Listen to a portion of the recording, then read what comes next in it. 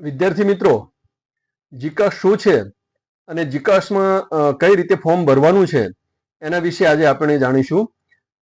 હવે જીકાસ એટલે શું એવો પ્રશ્ન થાય તો જીકાસ એટલે જી એટલે ગુજરાત, સી એટલે કોમન, એ એટલે એડમિશન અને એસ એટલે સર્વિસીસ, એટલે કે Gujarat common admission services means જીકેસ. એટલે કે એનો અર્થ થાય છે જીકેસ. જીકેસ એ શોર્ટ ફોર્મ છે અને ગુજરાત કોમન એડમિશન સર્વિસીસ એ એનું ફૂલ ફોર્મ છે. એટલે કે ગુજરાતની જે 15 સ્ટેટ યુનિવર્સિટીઓ છે અને એની સાથે જે કોલેજો જોડાયેલી છે, એની સાથે જે કોલેજો એફિલેટેડ છે, એની સાથે કોલેજો જે સંલગ્ન છે, એ કોલેજોમાં એક સાથે એક જ પ્રકારની એડમિશનની પ્રક્રિયા થવાની છે, પ્રોસેસ થવાની છે. એ જીકાસ પોર્ટલના નેજા હેઠળ થવાની છે. આ વિડીયો જોશો તો તમને ખબર પડશે કે જીકાસમાં ફોર્મ છે એની પ્રોસેસ કઈ રીતે થાય છે અને ભરવાનું કઈ રીતે છે, તેમાં તમારે ખાસ શું શું ધ્યાનમાં રાખવાનું છે, એ બધી બાબતોની ચર્ચા આપણે અહીંયા આગળ કરવાના છીએ. તો ખાસ કરીને તમે આ વિડીયોની અંદર છેલ્લે સુધી જોડાઈ રહેજો, તો તમને ખબર પડશે કે સ્ટેપ બાય સ્ટેપ કઈ રીતે આપણે ફોર્મ ભરવાની પ્રક્રિયા છે એ કરવાની છે. તો સૌ પહેલા તો 3 બાબતો ધ્યાનમાં રાખવાની છે જીકાસમાં તમે ફોર્મ ભરો છો ત્યારે. એક છે એ ફોર્મ ક્યાંથી અને કઈ રીતે ભરવાનું છે. બીજું છે એ કઈ કઈ સૂચનાઓ ધ્યાનમાં રાખવી, અને ત્રીજું છે એ કયા કયા ડોક્યુમેન્ટ સાથે રાખવાના છે. આ 3 બાબતો મહત્વની છે. જો આ 3 બાબતો તમે સમજી લેશો તો તમને જીકાસનું ફોર્મ ભરવામાં કોઈ જ તકલીફ પડશે નહીં અને ખૂબ સરળતાથી અને શાંતિથી તમે જીકાસનું ફોર્મ છે એ ભરી શકશો. તો શરૂ કરીએ. પહેલી બાબત છે એ ફોર્મ ક્યાંથી અને કઈ રીતે ભરવાનું છે. હવે જો આ બાબત તમારે ખાસ સમજી લેવાની છે કે ફોર્મ ક્યાંથી ભરવાનું છે.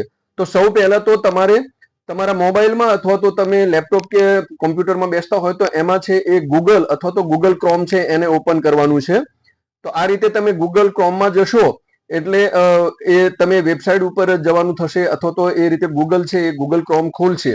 એમાં તમારે જીકાસ GCAS એ નાખવાનું છે, અથવા તો તમે એની વેબસાઇટ પણ નાખી શકો છો. વેબસાઇટ છે http://gcas.gujarat એટલે govguj.edu.in.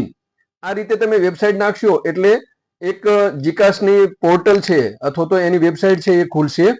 અને એ જીકાસની વેબસાઇટ ખુલે એટલે તમારે જીકાસ ઉપર ક્લિક કરીને પછી એના જે ફોર્મ ખુલે છે એની અંદર જવાનું છે. હવે વિદ્યાર્થી મિત્રો, તમે જેવા જીકાસ ઉપર ક્લિક કરશો એટલે આ રીતે એક સ્ક્રીન ઓપન થશે. એમાં તમે જુદી જુદી બાબતો જોઈ શકો છો. એમાં તમારે સ્ટુડન્ટ લોગિન છે, એમાં અત્યારે લોગિન કરવાનું નથી. એટલે ખાસ કરીને તમે એમાં નીચે જાઓ અને નીચે જ્યાં ન્યૂઝ અને અપડેટ અહીંયા આગળ આપ્યા છે એમાં તમે જુઓ. એટલે ત્યાં આગળ ગાઈડલાઈન આપી છે. ખાસ કરીને વિદ્યાર્થી મિત્રો, આ ખાસ મહત્વની બાબત છે. જે આપણો બીજો નંબર છે કે કઈ કઈ સૂચનાઓ ધ્યાનમાં રાખવાની છે. તો આ ગાઈડલાઈનની અંદર બધી જ સૂચનાઓ આપી છે. તો આ ગાઈડલાઈન છે એ મહત્વની છે. એટલા માટે થઈને કે ગાઈડલાઈનમાં બાજુમાં જે PDF આપ્યું છે એના ઉપર ક્લિક કરો એટલે આખી ગાઈડલાઈન ખુલશે. અને એ ગાઈડલાઈનમાં સ્ટેપ બાય સ્ટેપ બધા જ પ્રકારના એ માહિતી અને માર્ગદર્શન આપેલું છે. તો તમે એમાંથી એકવાર શાંતિથી એને વાંચી લો અને વાંચ્યા પછી એનો ફોર્મ ભરવાનો છે એ અમલ કરો એમાં. તો આ રીતે તમે જો ગાઈડલાઈનને વ્યવસ્થિત રીતે વાંચશો તો તમે સરળતાથી ફોર્મ સારી રીતે ભરી શકશો. ગાઈડલાઈનમાં આ સૂચનાઓ બધી વાંચ્યા પછી તમારે પરત આવવાનું છે. બેક આવશો એટલે પછી પાછું ત્યાં આગળ સ્ટુડન્ટ લોગિનનું એક વિન્ડો છે એ ખુલશે. આ સ્ટુડન્ટ લોગિન છે એની અંદર તમારે હજુ લોગિન કરવાનું નથી, પરંતુ એ પહેલા તમારે ઉપર અહીંયા જુઓ રાઉન્ડ આપ્યો છે, ત્યાં રાઉન્ડની અંદર એપ્લાય નાવ આપેલું છે.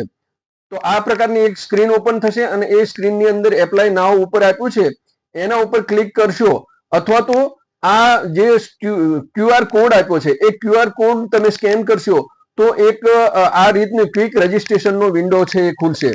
હવે આ ક્વિક રજિસ્ટ્રેશનનો વિન્ડો છે એમાં તમારે સૌ પહેલા તો ક્વિક રજિસ્ટ્રેશન કરવાનું છે. ખાસ મહત્વનું છે વિદ્યાર્થી મિત્રો આ બાબત કે તમારે સૌ પહેલા ક્વિક રજિસ્ટ્રેશન કરવાનું છે, અને ક્વિક રજિસ્ટ્રેશન કરશો ત્યાર પછી જ બીજી માહિતી તમારે ભરવાની થશે. તો ક્વિક રજિસ્ટ્રેશન છે એની અંદર આ નીચે મુજબ જે માહિતી આપી છે એ પ્રમાણે તમારે માહિતી છે એ ભરવાની છે. જેની અંદર આપ્યું છે એમાં પહેલું આપ્યું છે એ અભ્યાસક્રમનો પ્રકાર, એટલે કે તમે કયો અભ્યાસક્રમ પસંદ કરવા માંગો છો. માનો કે અંડર ગ્રેજ્યુએટ અથવા તો પોસ્ટ ગ્રેજ્યુએટ, તો તમે અંડર ગ્રેજ્યુએટ અભ્યાસક્રમ છે પસંદ કરવા માંગો છો તો એના ઉપર ક્લિક કરવાનું છે. ત્યાર પછી છે અપાર આઈડી અથવા તો એબીસી આઈડી, એ વિદ્યાર્થી મિત્રોએ બનાવેલી હોવી જોઈએ. એ જેને પોતાની પાસે અપાર આઈડી અથવા તો એબીસી આઈડી છે એ અહીંયા આગળ નાખવાની છે. ત્યાર પછી છે માર્કશીટ મુજબનું નામ. તમારી માર્કશીટની અંદર ધોરણ 12 ની માર્કશીટમાં જે પ્રમાણે નામ છે એ જ પ્રમાણે નામ અહીંયા આગળ લખવાનું છે. પછી છે કેટેગરી, તમે જે કેટેગરીમાં આવતા હોય એ કેટેગરી લખવાની છે. જાતિ છે પછી તો જાતિમાં જે આવતા હોય એ જાતિ લખવાની છે. તમારી જન્મ તારીખ લખવાની છે, એટલે કે એલસી ની અંદર અથવા તો તમારી માર્કશીટની અંદર તમારી જે પ્રમાણે જે ફોર્મેટમાં જન્મ તારીખ બતાવી છે એ પ્રમાણે અહીંયા જન્મ તારીખ લખવાની છે.